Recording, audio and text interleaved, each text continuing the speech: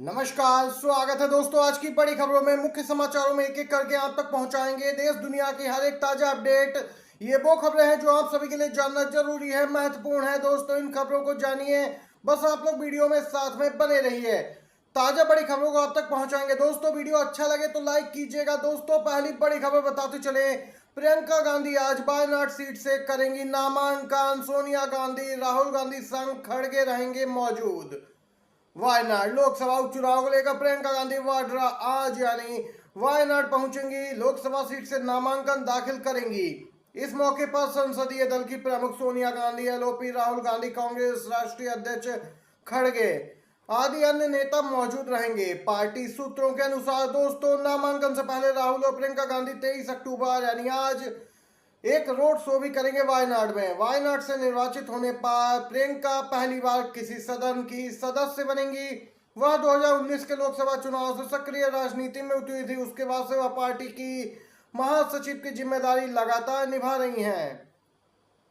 दोस्तों, आपको बताते चले, नामांकन पत्र दाखिल करने से पहले प्रियंका गांधी, राहुल गांधी कलपेट्टा नया बस स्टैंड पर सुबह 11 बजे रोड शो शुरू करेंगे। इस रोड शो के जरिए वह शक्ति प्रदर्शन करेंगे। इसके बाद कलेक्टर के सामने प्रियंका गांधी अपना नामांकन पत्र दाखिल करेंगी। वायनाड लोकसभा सीट पर 13 नवंबर को उपचुनाव होना है और नतीजों की घोषणा दोस्तों 23 नवंबर को ही होगी। महाराष्ट्र चुनाव से पहले एक ताजा अपडेट आ रही है। पुणे में 2 गाड़ियों में मिले 15 करोड़ रुपए। जी हां दोस्तों, एकनाथ शिंदे ने पहली इंस्टॉलमेंट पहुंचा दी। शिवसेना उद्धव गुट के सांसद संजय राउत का बड़ा तंज। आपको बताते चले, पुणे में 2 गाड़ियों से 15 करोड़ रुपए बरामद किए गए हैं। चुनाव से पहले पुणे पुलिस ने पकड़ी है नोटों से भरी गाड़ी। संजय राउत बोले, यह शिंदे के लोगों के लिए पहली किस्त है। जी हां, संजय राउत ने साधा एकनाथ शिंदे और उनके विधायकों पर निशाना। इसे लेकर शिवसेना उद्धव गुट के नेता संजय राउत ने सत्ताधारी शिवसेना पर निशाना साधा। संजय राउत ने कहा कि एकनाथ शिंदे की शिवसेना के विधायक की गाड़ी से बड़ी मात्रा में नकदी जब्त की गई। उन्होंने कहा कि कल 2 गाड़ियां थी जिनमें लगभग 15 करोड़ रुपए पाए गए। जैसा कि मैंने पहले कहा था, एकनाथ शिंदे ने अपने लोगों से उन्हें जीतने के लिए 50-50 करोड़ रुपए देने का वादा किया है। यह 15 करोड़ की पहली किस्त थी। मौके पर 2 गाड़ियां थी। एक फोन आने के बाद एक गाड़ी को छोड़ दिया गया, क्योंकि जो इंस्पेक्टर वहां ड्यूटी पर था वह पहले राज्य के लगभग 150 विधायकों की सेवा में था। दोस्तों, देख सकते हैं, ये संजय राउत ने बड़ा खुलासा किया है। जी हाँ दोस्तों, 700 साल का इतिहास ऐसे बर्बाद नहीं कर सकते।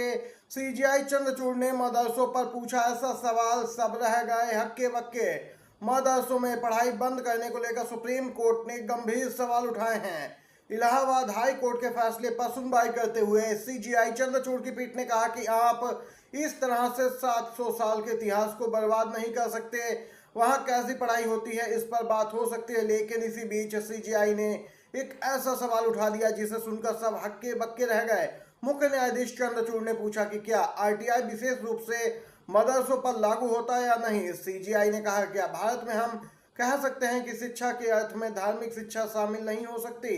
दोस्तों, आपको बताते चाहें, सीजीआई यहाँ पे मदरसों के मामले को लेकर सुनवाई कर रहे थे। सीजीआई की पीठ इलाहाबाद हाईकोर्ट के उस फैसले पर सुनवाई कर रही थी जिसमें मदरसों की असंवैधानिक घोषित किया गया था। साथ ही राज्य सरकार को मदरसों के सभी बच्चों को स्कूल में दाखिला कराने को कहा गया था। महाराष्ट्र चुनाव को लेकर, जी हां दोस्तों, महाविकास अघाड़ी के नेताओं की एक बड़ी बैठक संपन्न हुई। करीब 6 घंटे तक यह बैठक चली। सीट बंटवारे को लेकर चर्चा की गई। आज प्रेस कॉन्फ्रेंस के माध्यम से सीट बंटवारे का महाविकास अघाड़ी के नेता ऐलान करेंगे। महाराष्ट्र चुनाव को लेकर तैयारियां जोरों पर है। महाविकास अघाड़ी इस बार कोई कोताही लापरवाही नहीं बरतना चाहती। जी हां दोस्तों, इस बार सत्ता में वापसी के लिए महाविकास अघाड़ी यानी इंडिया गठबंधन एकजुट है दोस्तों। और सीट बंटवारे पर चर्चा हो चुकी है, बैठक हो चुकी है। आपको बताते चले दोस्तों, इंडिया गठबंधन ने महाराष्ट्र चुनाव के लिए सीट बंटवारे को फाइनल रूप दिया है। जो ताजा अपडेट आई है, संभावित है दोस्तों, अभी तक घोषणा तो नहीं हुई, लेकिन जो संभावित है सूत्रों ने जानकारी दी है, वह आंकड़े आपके साथ शेयर करते हैं। कांग्रेस 105 सीटों पर, शिवसेना उद्धव गुट को 95 सीटें, एनसीपी शरद गुट को 84 सीटें। जी हां दोस्तों, प्रत्याशियों की घोषणा आज होगी। इंडिया गठबंधन महाराष्ट्र में भाजपा और उसके सहयोगियों को कड़ा मुकाबला देने वाला है। जबकि 4 सीटें दोस्तों अपने अन्य सहयोगियों के लिए छोड़ी गई हैं, जिसमें समाजवादी पार्टी और कुछ यहां पे क्षेत्रीय दल भी आते हैं। ये ताजा अपडेट निकल के आई है चुनाव में, जहां एक और बीजेपी वाला गठबंधन महायुति है तो वहीं इंडिया गठबंधन में शामिल इधर महाविकास अघाड़ी है। दोनों गठबंधन ने चुनाव के लिए पूरी ताकत झोंक दी। इसी बीच दोस्तों एक सर्वे ने चौंका दिया कि महाराष्ट्र में विधानसभा चुनाव 20 नवंबर को होने जा रहे, जबकि नतीजे 23 को आएंगे। लेकिन महाराष्ट्र चुनाव को लेकर जो सर्वे है, जिसमें सीएम के तौर पे पहली पसंद उद्धव ठाकरे बताए जा रहे हैं। सर्वे में 28% लोगों ने सीएम तौर पर उद्धव ठाकरे को पहली पसंद बताया। दोस्तों ये ताजा अपडेट निकल के आई है। अपडेट बताते चलें दोस्तों, वक्फ बिल को लेकर जेपीसी की बैठक में कल्याण बनर्जी और बीजेपी सांसद में झड़प हुई। जेपीसी से सस्पेंड हुए टीएमसी सांसद। जी हां दोस्तों, वक्फ संशोधन विधेयक पर विचार कर रही संयुक्त संसदीय समिति की बैठक में बीजेपी के सांसद अभिजीत गंगोपाध्याय के साथ तीखी बहस के दौरान टीएमसी के सांसद कल्याण बनर्जी ने गुस्से में आकर पानी वाली शीशे की बोतल पटक कर फोड़ दी, जिसके बाद उन्हें इस अशोभनीय व्यवहार के लिए समिति से 1 दिन के लिए निलंबित कर दिया गया। कहने का मतलब है कि वह जेपीसी की अगली बैठक में शामिल नहीं हो सकते। जेपीसी की बैठक में 9-7 वोट के अंतर से यह फैसला किया गया। बाद में दोस्तों उन्हें एआईएमआईएम प्रमुख ओवैसी और आप सांसद संजय सिंह द्वारा पुनः बैठक कक्ष में ले जाते हुए देखा भी गया। दोस्तों देख सकते हैं यहाँ पर ये ताजा अपडेट निकल के आई है। बोतल फोड़ने के चलते टीएमसी सांसद कल्याण बनर्जी के अंगूठे और तर्जनी में चोट लग गई, जिसकी वजह से उन्हें फर्स्ट एड भी देना पड़ा। दोस्तों ये ताजा अपडेट निकल के आई है। दोस्तों झारखंड में सीट बंटवारे को लेकर लगभग यहाँ पे दोस्तों सभी बातें हल हो गई हैं। तेजस्वी को मनाने में सफल रहे हेमंत सोरेन। आरजेडी 7 सीटों पर चुनाव लड़ेगी। जी हाँ दोस्तों, आरजेडी 15 से 18 सीटों की मांग कर रही थी, लेकिन तेजस्वी यादव की सीएम सोरेन से मुलाकात के बाद तेजस्वी यादव 7 सीटें लेने को राजी हो गए। 2019 के चुनाव में आरजेडी 7 सीटों पर उतरी थी, लेकिन एक पर ही जीत दर्ज कर पाई थी। दोनों ही पार्टियों ने पहले दोस्तों कांग्रेस और जेएमएम ने 70 सीटों पर चुनाव लड़ने का फैसला किया था। ऐसे में 11 सीटें सहयोगियों के लिए रह गई थी।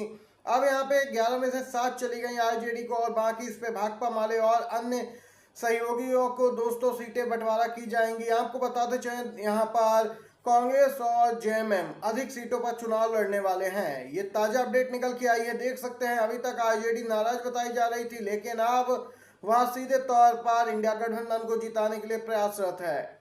ये थी दोस्तों सभी बड़ी खबरें। अभी के मुख्य समाचार थे झारखंड महाराष्ट्र चुनाव से संबंधित खबरें आप तक पहुंचाएं। वीडियो अच्छा लगा हो आपको तो लाइक कीजिएगा, शेयर कीजिएगा। चैनल पर नए हैं तो सब्सक्राइब करके घंटी का आइकन को जरूर दबाइए। दोस्तों आपसे रिक्वेस्ट है। बहुत बहुत धन्यवाद। जय हिंद।